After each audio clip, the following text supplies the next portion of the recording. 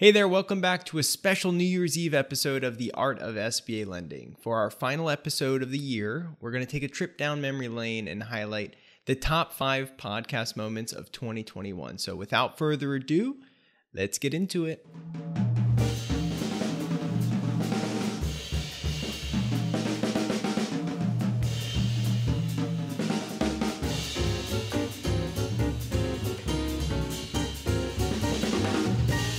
Number 1 on the list, Bruce Bodie on working for a big bank and being transparent. Let's take a listen. Would you agree that the best way to go out to market is to just be upfront about the negative, but also say like, this is what I can do for you. We could probably get you the best rate, but just know you're going to need 90 days or whatever it's going to take. I think absolutely. I think being upfront, no matter where you work, is key. Being honest with your customer, being honest with your referral source. It's gotten to the point now that there's so many resources available that you can't. No one is tricked any longer. But by the time you meet with a borrower, by the time you meet with a referral source, they probably, if they cared, they'd know everything about you before you even make the phone call. Within a few mouse clicks, your whole history is right in front of them. So I think that you have to be, well, first of all, you have to be honest with yourself. You have to be able to understand what it is that you're bringing to market, what your value proposition is, how do you fit in? How do you play?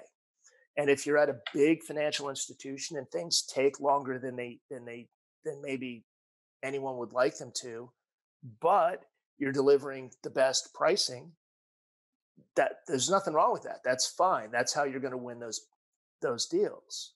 And then conversely, if you're at a small institution and your pricing isn't quite where you'd like it to be, but maybe you're a little bit more nimble and you're a little bit more aggressive on structure or things like that.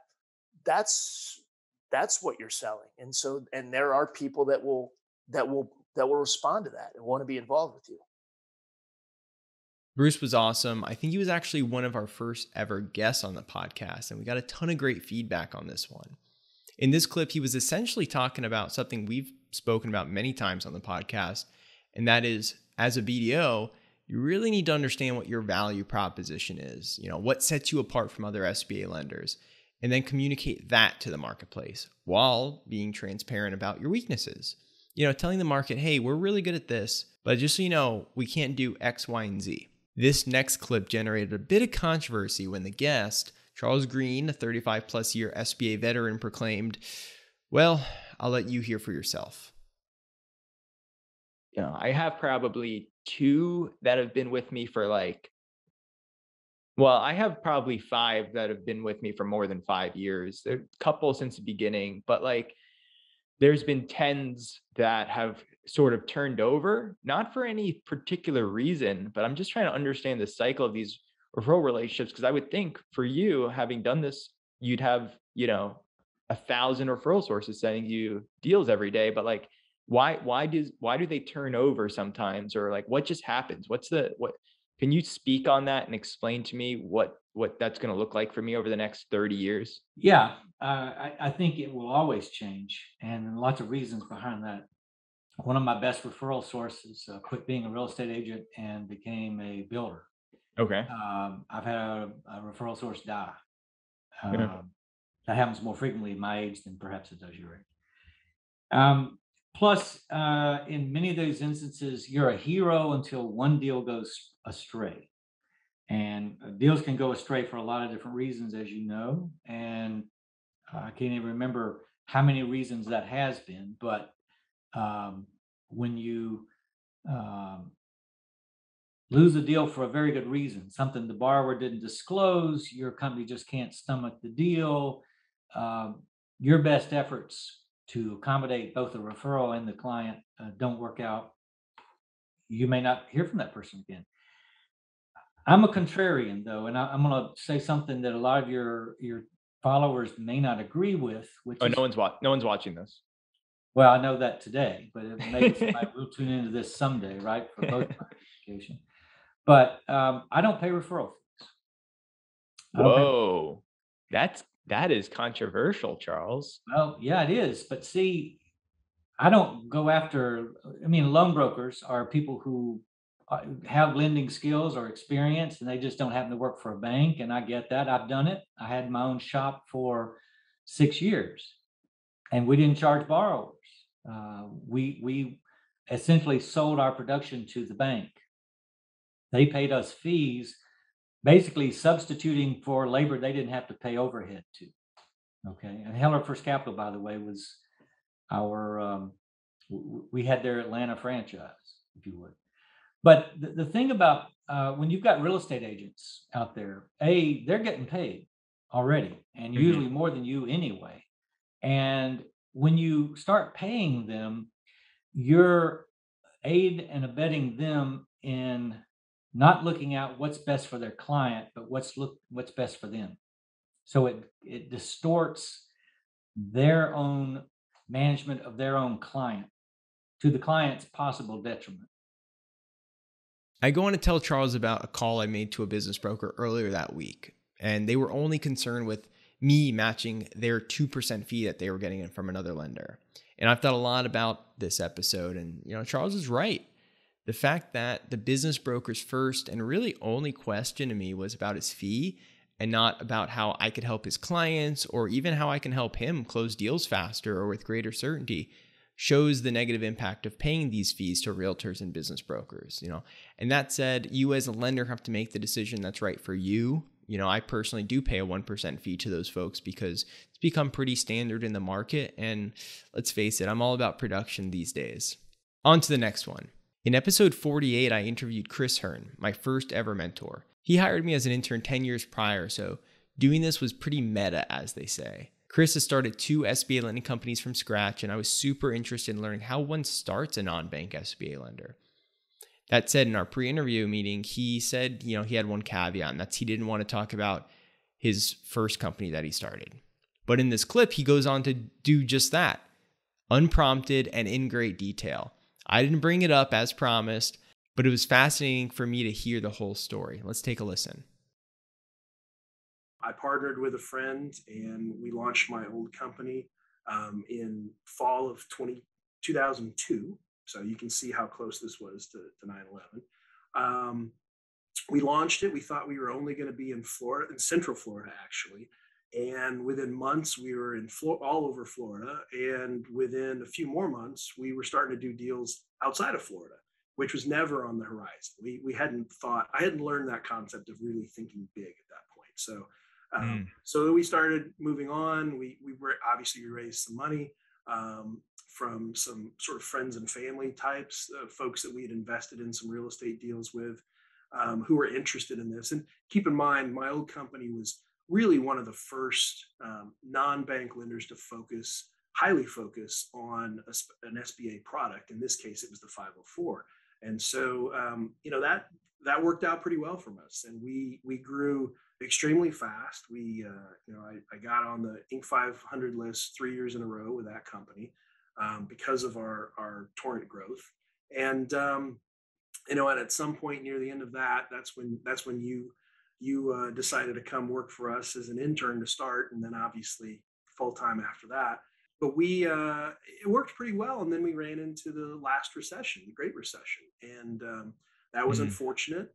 What we did was very low risk from a credit standpoint. But, we had, as a non-bank lender, we had our own source of capital, but we also relied on lines of credit to fund our loans. And unfortunately, at that time, the lending community, the finance community in general, just seized up and had all sorts of issues. And we had 4 different lines of credit. 2 of them completely shut down. I mean, within months, because nothing that we had done, but because they had issues and they'd made some poor decisions in other areas of the bank that caused a ripple effect. And so when that occurred, it was just kind of the writing was on the wall. It was going to be a struggle to continue operating as a non-bank lender at that time. So our second largest line lender approached us and had a conversation about, hey, you guys have done a great job. We'd love to bring you in-house. We'd love to have an SBA division, and nobody does it better than you guys. And, the markets are a mess right now. Have you ever thought about joining up with us? And so we kind of kicked that around. It wasn't really a distressed sale, but there was definitely a little bit of pressure to make something happen. And so ultimately, that's what we did. We sold ourselves to a community bank here in town, and I stuck around for almost 4 years, which amazes most of my friends that I actually could tolerate that. But they kind of left us alone for the first couple of years, and then they got I likened it to they sort of did some window dressing, and what they were doing was preparing themselves for a sale to a larger institution, which ultimately happened. Near the end, I approached the father and son team that ran the bank and said, "How about I buy my baby back from you guys?" And I already had the financing lined up to do that, and they kind of drug their feet a little bit, didn't quite shoot straight with me. And what I found out later is because they were negotiating with multiple other parties to sell the overall bank, they didn't really want to carve off a piece of it. They wanted to keep everything together. And ultimately, they did that. I ended up deciding to leave. And gratifyingly, I launched Fountainhead just under 6 months later, about a month and a half before they finalized the sale of the bank to a larger bank. Wow. See, what I admire about Chris is he's one of the few, maybe the only true entrepreneur who actually owns his own SBA lending company. Number 4 on the list, we have Christopher Hackney, a top producing BDO, talking about what he does better than other BDOs, which results in him being a top producer. Let's take a listen. I can already see why you're a top producer at your shop. And I was curious because you definitely get it. I mean, I can just tell. And we only have the best of the best here on the Art of SBA. Of So, course. what Now are I know. Now I know. Best of the best. what are you doing that separates you as a top performer? Because what you're saying, a lot of people know. BDOs understand these things. I think for the most part, I've worked with tens and tens of them, maybe 100 of them over the years, and they all know these things. But so, what is it that you're doing that actually separates you to be leader of the pack? Yeah, that's a good question. It's simple, man. Follow up. I follow up. Oh my gosh, 8, 9 times. I'm relentless when it comes to follow up. And I think people say that, oh yeah, I follow up, but they don't in reality. If you're calling 3 times, that's not really following up. That's just calling a few times. I'm talking 8, 9, 10 times over the course of maybe 6 months until you get a no, I don't want to work with you. Follow up relentlessly. That's the difference. I think for myself and other lenders, I can't speak for all lenders, picking up that phone, man, not just if it's an active deal. Look back at your COIs, look back at your closed deals, use your CRM. If you're getting certain amount of deals from this CPA and you haven't heard from him or her in 6 months, pick up the phone. Hey, how's life? How's the kid? How's the swim meet? Don't just talk about deals all the time. Don't just talk shop. Connect with people. I get a lot of deals just because I have a rapport beyond just the SBA sphere, the SBA box. I know their children, I know about their children, I know what they like to do as hobbies. Just picking up the phone. Hey, how's life? They might say, hey, life is good. Nothing's really going on. 3 weeks from then, you get a phone call about a deal.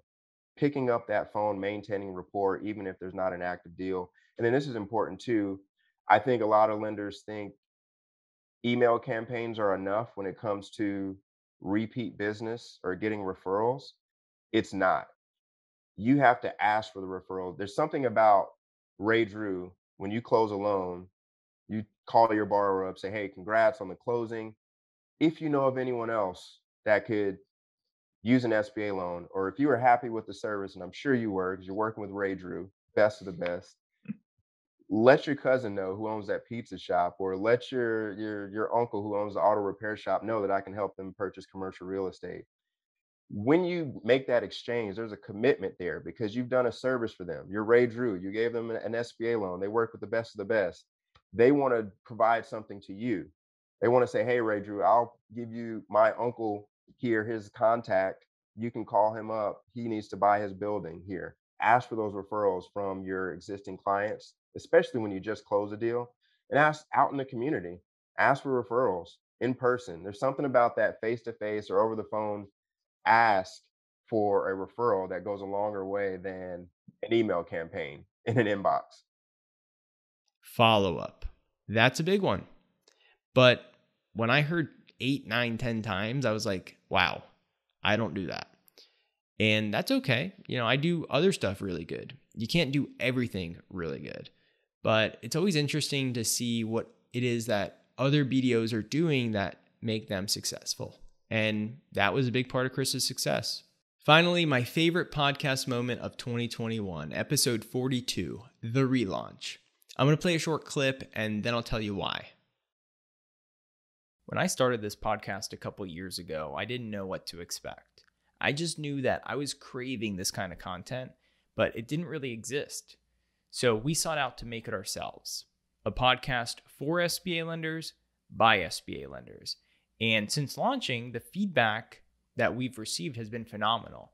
It's that feedback from BDOs all across the country that motivates me to come home after a long week and spend a good chunk of my weekend writing, recording, and editing this podcast. When we first started out, we just wanted to get it off the ground as quickly as possible. And from that point, the podcast has evolved into who we are today. So we decided to give the podcast a little refresher with some new art, new sounds, and a brand new set that represents what this podcast is today. And going forward, we're going to be doing a lot more interviews with the SBA's industry's most talented professionals, folks that have something of value, a nugget that we can take back and use in our own day-to-day lives. Our mission remains unchanged. We're here to help SBA lenders hone their craft and stay focused on their mission to be a top-performing SBA lender.